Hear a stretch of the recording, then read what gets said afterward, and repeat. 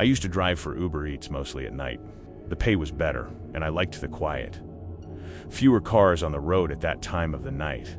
It felt calmer, safer even. That all changed one night around 2:12 a.m. There was a severe thunderstorm that night. Rain was coming down in thick sheets, blurring the streetlights and making the roads shine like glass. I had already decided it would be my last delivery before heading home when a new order popped up.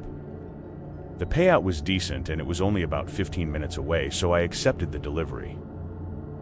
The pickup was normal, just a fast food bag sealed and waiting on the counter.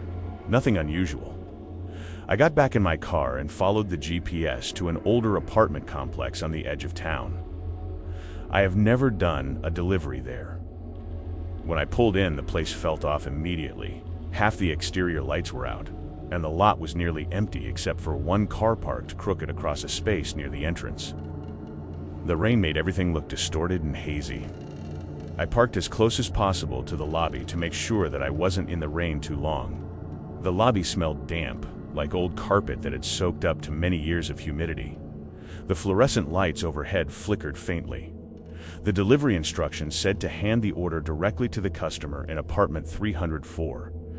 Apartment 304 was near the end of the long hallway. I knocked once. The sound echoed more than it should have. No answer. I knocked again, louder this time. Still nothing. That's when my phone buzzed in my hand. It was a message from the customer. "I'm watching you." I remember staring at the words, waiting for the follow-up that would turn it into a joke. It didn't come. I slowly looked down the hallway behind me. It was empty. Another buzz. Turn around.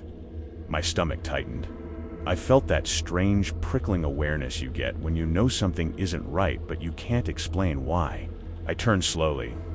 At the far end of the hallway near the red exit sign, someone was standing there.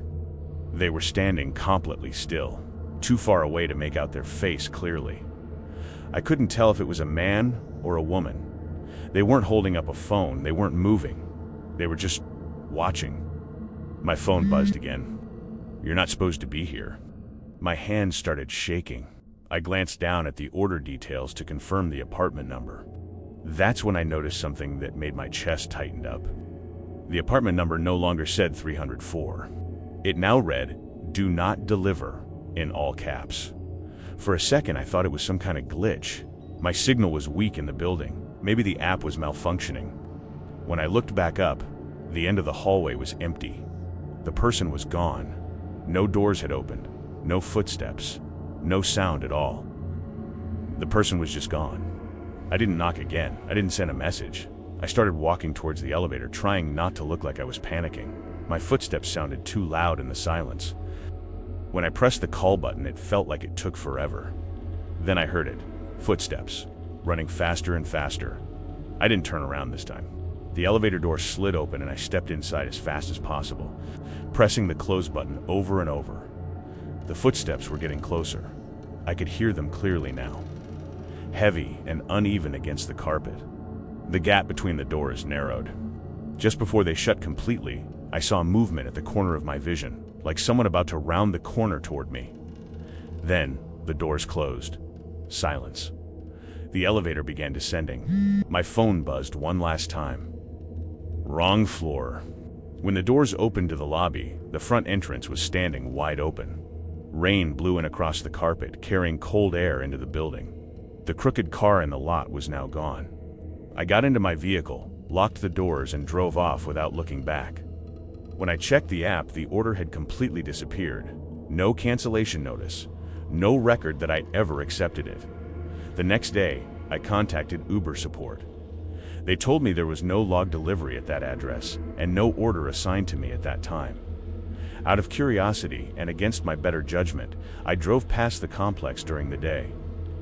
There's no apartment 304 in that building. The third floor skips from 302 to 305. I stopped delivery after midnight after that. But sometimes, when it's exactly 2:12 in the morning and that it's raining outside, my phone lights up with a notification. New delivery request. Apartment 304. I've never accepted it again, and I never will. Please like and subscribe for more.